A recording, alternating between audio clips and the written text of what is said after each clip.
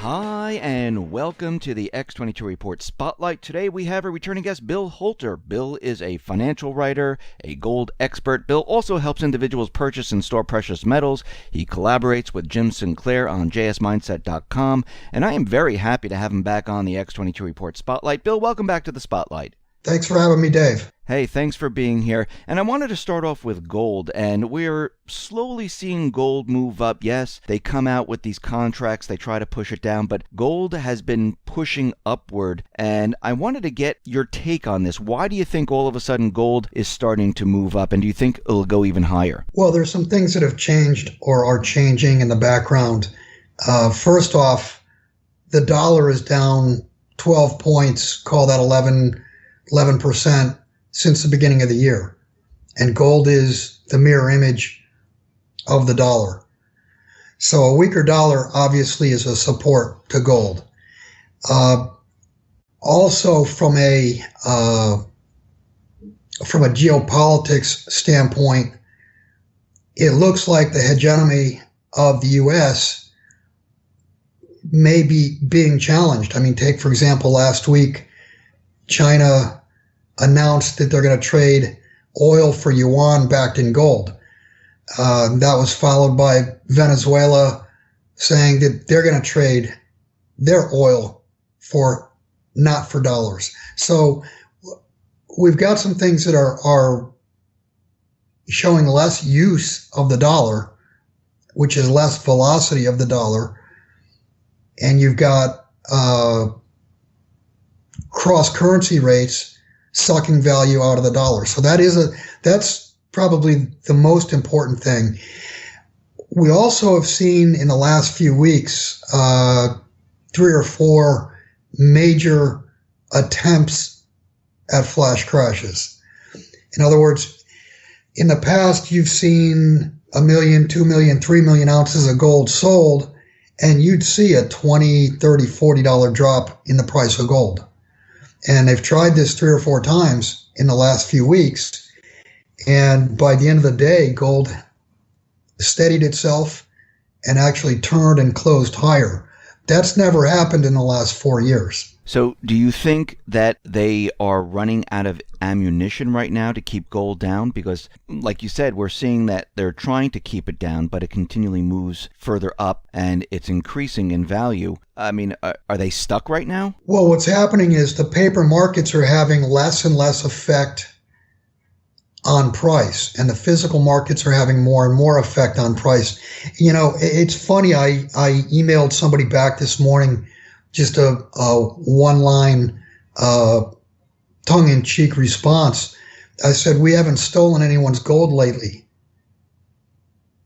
Because the conversation went, you know, in the past, Libya had their gold stolen, Iraq had their gold stolen, and, you know, we were going back and forth, and I concluded it by saying, we haven't stolen anyone's gold lately. Maybe that's why they don't have gold to deliver to hit the physical markets. Now, what's very interesting is that Germany was, repatriating their gold. And I don't know if you saw this, but some of the bars, they had like different stamps on it, and it looked like they were much newer, especially the ones coming from the Fed. I don't know if you... Yeah, there's no doubt about that. They did not get the same bars back that they delivered. There's no ifs, ands, or buts about that. Not only that, originally when the gold was first starting to go back to Germany, they were melting them down and recasting them. There would be no need to do that.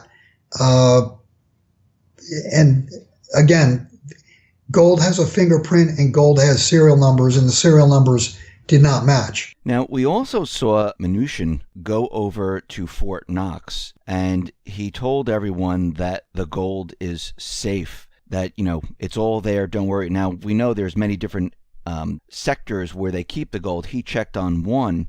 Actually, there was no camera crew. There was nothing that was involved in this where the people actually saw proof. Why do you think he actually did this right now? Because the last time I think it happened was like 70 years ago or something. Why now? Why did he have to do this? Well, the last time anybody went actually into the vault, I think it was either a senator or a couple congressmen or something, and that was back in the 70s.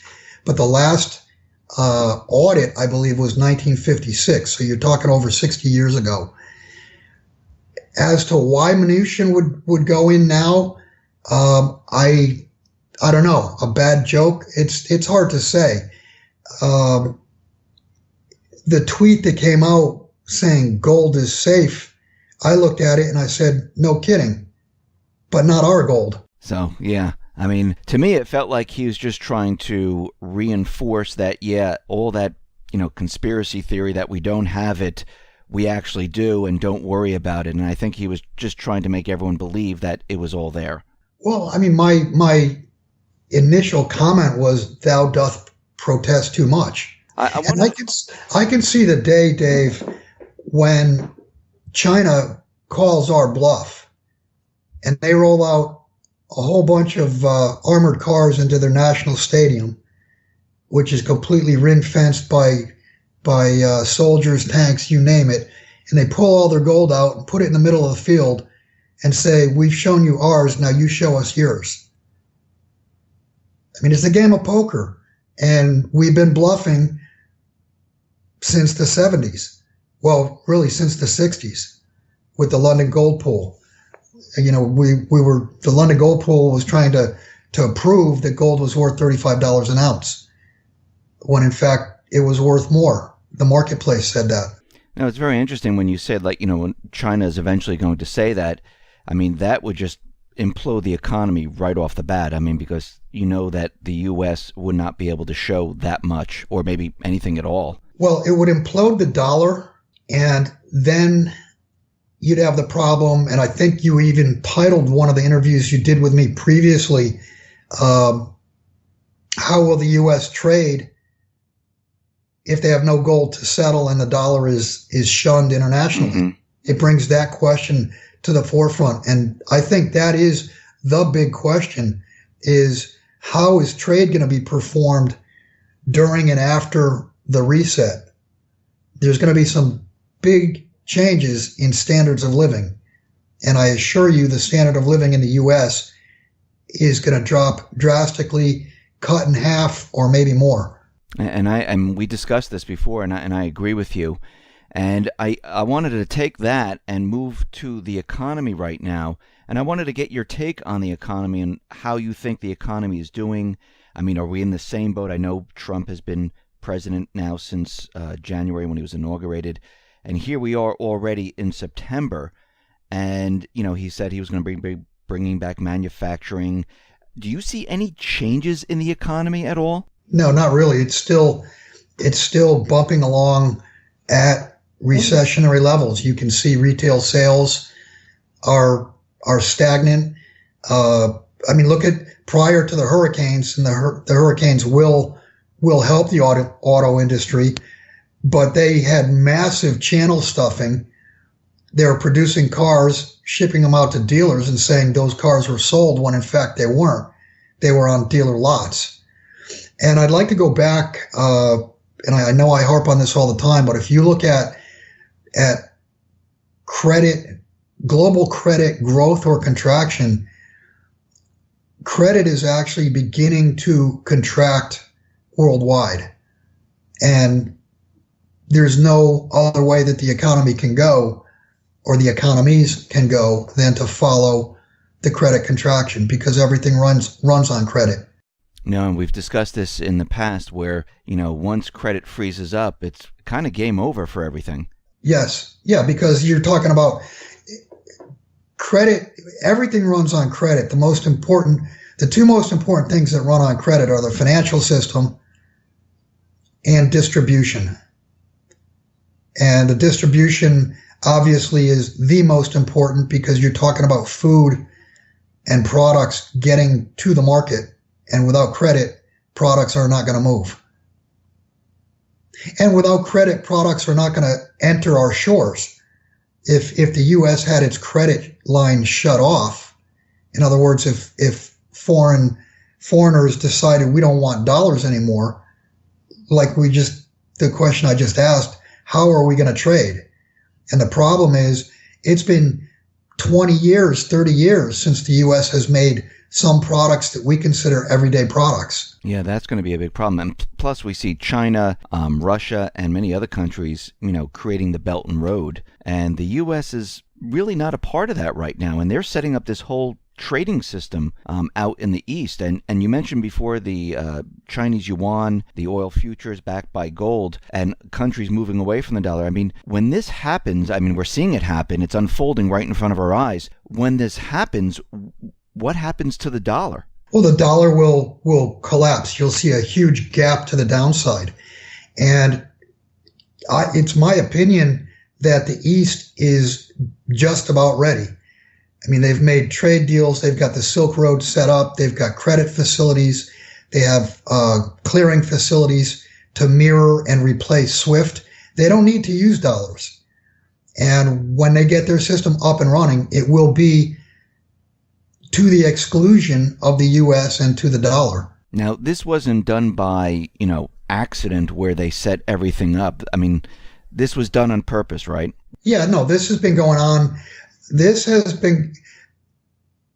was originally thought about probably 10 years ago, back to the great financial crisis. And China has actually, if you go back and look at the deals, the trade deals that China has done and the credit facilities that they've put in place, they've been actively pursuing this since at least 2013. So for at least 4 years. And think about the AIIB. They've recruited some Western nations. They recruited Britain and Canada that are going to participate in that. And of course, the U.S. was invited, but we declined.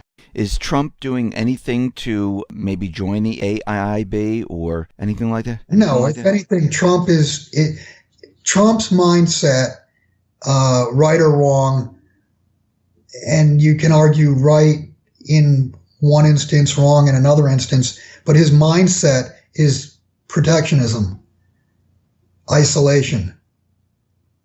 So no, he's not looking for the U.S.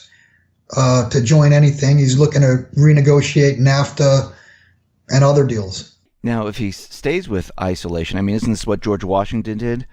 This was basically what he said, that we need to be isolated, and I don't know if he's following that frame of mind, but in this world today where everything is, free-flowing and we have to deal with other countries, is this going to work for the United States? Well, it's obviously a way different world today. You go back to the 1780s, 1790s, yes, we did perform trade, but we made, there were shoemakers, there were farmers, that we produced our everyday products. And today we don't produce our everyday products. I mean, just go into Walmart and you'll see probably 70% of the stuff on the shelves says made in China. So isolating us now it's a problem. And if he continues down this path and the rest of the world, because we could see throughout Asia, throughout Europe with the Silk Road, I mean, they're all joining in. We're going to be left out in the cold, aren't we? Right. And it used to be back in the 50s and 60s when the U.S. was more on financial solid ground, we could isolate individual countries through financial, trade, etc. sanctions and really put a hurt on other countries.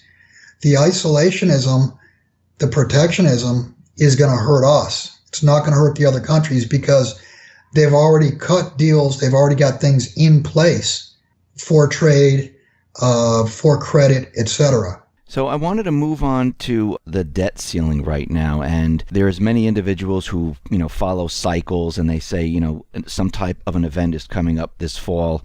And we know the debt ceiling, the budget. I mean, there's a lot of things coming up this fall.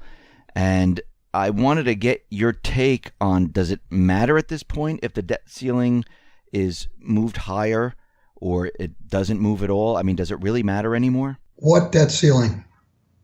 I mean, that would be my response. There really is. There is no debt ceiling, and there has not been a debt ceiling. It's been, I think they've had 79 debt ceiling increases since 1960. So they've had 79 increases in 57 years. And originally back in the 60s, and I believe there was a real thought of trying to keep the debt down. Then it became the debt ceiling was strictly for show. It was strictly theatrics to show the rest of the world, oh, we are fiscally sound. We have a debt ceiling. We're not going to exceed it. But it always gets bumped up. And at this point, with Trump siding with the Democrats, and that's pretty weird too, that the Democrats, the party that's out of power, is the one that wants to get rid of the debt ceiling. In the past, it's always been it's been reversed. In the past, you always had the sitting Congress, or I'm sorry, the party that is the majority would want the higher debt ceiling because it would, business could go on. And to get rid of the debt ceiling, basically what they're saying is we're going to borrow to infinity and we're going to print to infinity. And basically it brings to fruition Jim's coined phrase of QE to infinity. And the opposite of infinity, remember, is zero. And we're talking about the currency, and that's what they're talking about, really talking about doing, is printing and borrowing to infinity. And they really have to do this. They really, at this point, there's so much debt in the system that it cannot be paid back with the existing money supply. The only way to pay back past debt is to borrow anew and create new cash to pay old debt. So we're at the exponential point right now, and that's what no debt ceiling is all about. And when other countries see this, where we don't care about how much we spend, how much currency we create, I mean, aren't other countries going to look at this and say, okay, wait a minute, what are they doing here? This is getting out of control, and the full faith and credit of the U.S. dollar, isn't there going to be a problem? Exactly. I mean, think about it from a neighbor-to-neighbor standpoint. You loan your neighbor money, and you see him living high on the hog and above his means, and he tells you, well, I'm not going to go to work anymore. I'm just going to borrow. I mean, what would you think? And that's really what the world is going to think. And that's going to create a complete vacuum of confidence in the dollar. We're headed to hyperinflation. That tells you right there that we're headed to hyperinflation. I want to stay on the track of hyperinflation because, I mean, the ECB came out and they said, okay, we're not doing anything with the interest rates. They're in negative territory. They're continuing with stimulus. The Fed, basically, they're not really doing it. Actually, they've been adding to their balance sheet instead of shrinking it. They added, I think they're up to 20 trillion or something in their balance sheet right now. And at this point, are the central banks stuck?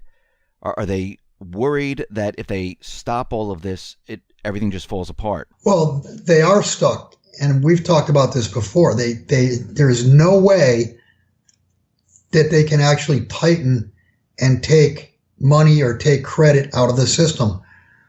As Richard Russell always said, we're at the point of the system must either inflate or it dies. So central banks are completely stuck. And to show you how stuck they are, so far this year, they've put $2 trillion into markets to support the markets. And you're talking about asset purchases. That's what asset purchases so far this year of $2 trillion from central banks all over the world. Now ask yourself, what if they didn't make that $2 trillion? Where would the markets be? Or what if they actually tightened and took $2 trillion out of the markets? Where would they be? They'd be a big black smoking hole of nothingness. That is true. So I wanted to get back to hyperinflation. And when you say hyperinflation is coming, what in your mind and what your research tells you, what do you see happening here? How is hyperinflation going to happen? Because a lot of people are saying we're going to see deflation. Well, the hyperinflation is going to be a monetary event. It's going to be the destruction of the fiat currencies themselves. if you go back to the 1930s, we had deflation in the US, we had deflation worldwide because money was backed by gold back then. So what happened was money became more valuable versus real goods.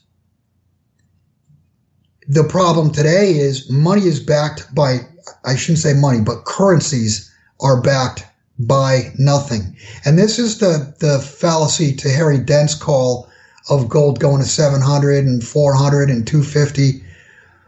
Today's dollar is not your grandfather's dollar. Today's currencies are not backed by gold. They're not backed by anything at all. What they are is they're created by credit. And we're living through the greatest credit bubble in the history of history. When this credit bubble goes, it's going to take the fiat currencies and crush them in some cases to zero. Currencies will actually be changed. So the difference between the 30s and the difference between today is what money was. Dollars were money. They were attached, interchangeable with gold up until 1933. From that point forward, there became a widening span between gold and the dollar until where we are now, until 1971, to where we are now. Gold and the dollar are exact opposites. Gold is money. Dollars, euros, etc. They're currencies, and they're currencies that are created from credit. And credit is the problem. So you can't have a deflation versus dollars, but I assure you we're going to have a deflation versus gold. We will have a deflation versus real money. When we see the hyperinflation, you're talking about the devaluation of the dollar, gold value of, is increasing, and the cost of products going up. Now, out in the Middle East, I just wanted to bring this in because, we were using the petrodollar out in the Middle East, and it looks like Syria is lost, Iraq is making deals with Iran, and Venezuela is moving away from the dollar. Now, the whole petrodollar system, which, since 2001 or so, where they tried to have regime change and they were trying to keep the system operational, it is all falling apart right now. Right. I equate what's happening right now to going back to elementary school or junior high school or whatever. You have the United States has been a bully for years and years and years, and we've weakened ourselves in every way imaginable. We weaken ourselves financially, militarily, morally, you name it. And we're at the point now where it looks like China is standing up to the U.S. or leading a stand up to the U.S. And you've got, I wrote this the other day, the equivalent of, the guy who plays flute in the band is standing up against the U.S. I mean, for Venezuela to stand up and say, we're not going to accept dollars anymore, that got Gaddafi killed. That got Saddam Hussein killed. And now they say it, and immediately Russia comes out and says if Venezuela is attacked, then they're attacking us. So it's literally all the kids in school are standing up to the bully. That's exactly what it seems like now. And it looks like since they've been dealing outside the dollar, they're not, China and Russia together, they're really not that afraid anymore. Even at the UN Security Council, they're standing up to sanctions and what the United States wants to do with North Korea. And it looks like they're trying to get control of the situation. Well, Dave, I've been saying, or Jim and I have been saying this for about 6 or 8 weeks now. We actually got our own channel for our own subscribers got shut down from YouTube because we talked about the first naval destroyer that was T-boned. There's now been 2 naval destroyers T-boned by cargo ships, by freighters. Something that Jim and I have been talking about for about the last 6-8 weeks or more has been the perceived military weakness, if you will, by foreigners. If you go back 2 years ago, the Donald Cook was shut down and buzzed by, well, I guess it wasn't a MiG, it was an Su-25 or something like that. And then we didn't hear anything about it. And I think it was 2 summers ago. And then 6 or 8 weeks ago, the Fitzgerald got T-boned by a freighter, and that was followed by the McCain being T-boned by a freighter. There have been 4 naval accidents this year. And if you go back to 1989, prior to this year, there was a total of 5. And none of them involved destroyers being T-boned by the slowest ship on the sea.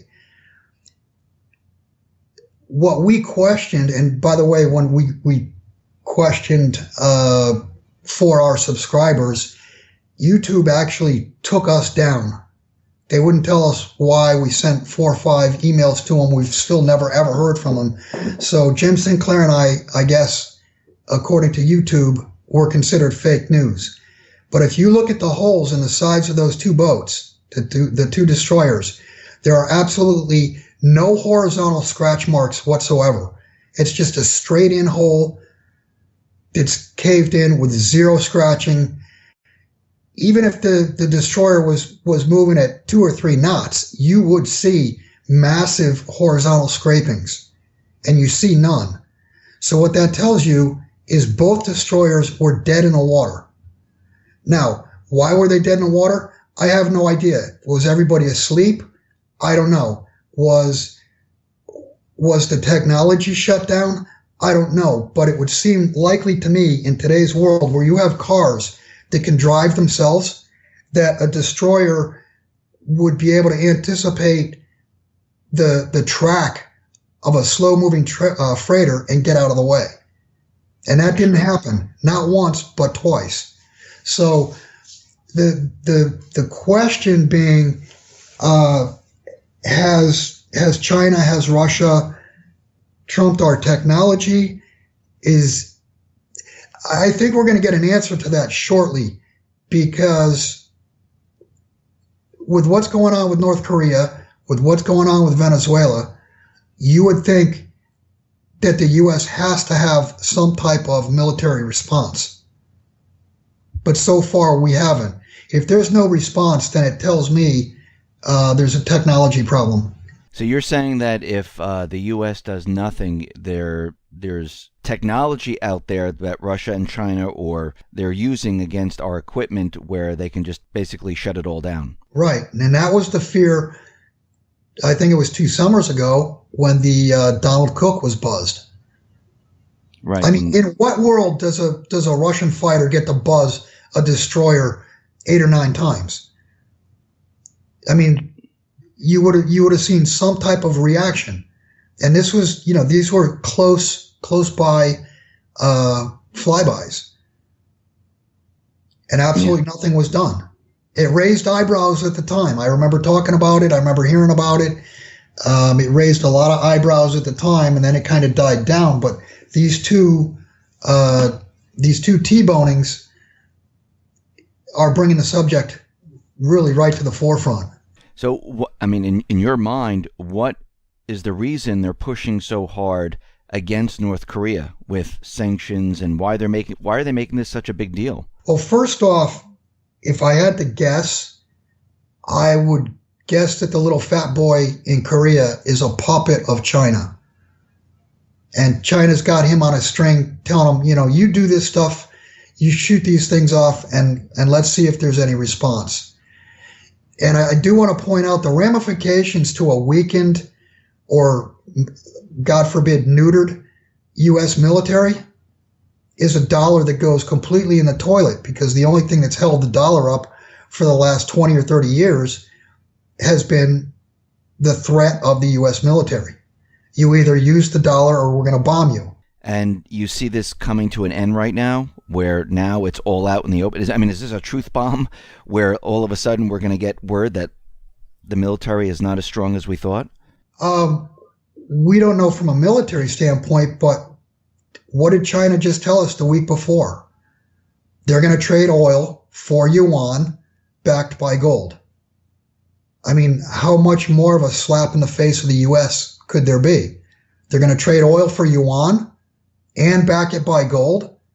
I mean, remember, for all these years, the IMF, World Bank, et cetera, have stressed that there will be no government, no currency that backs or is backed by gold. They've been trying for years and years and years to push gold completely out of the system. Now China's bringing it back.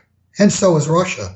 I mean, look at what, Russia's accumulated officially 1,500 tons or that China has officially accumulated 1,500 tons. On the back of a napkin, I can show you where they've accumulated 20,000 tons.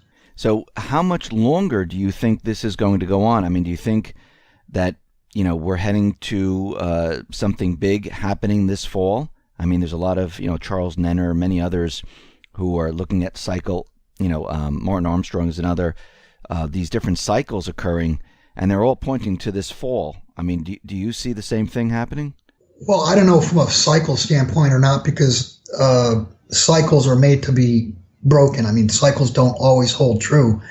But just from a logic standpoint, for China to stand up and say, we're going to trade oil and pay for it in yuan, they just de-dollarized the world, didn't they? And that the dollar is the only thing that the U.S. has stood on for a standard of living for the last 20 or 30 years. Foreign countries send us goods and we send them dollars.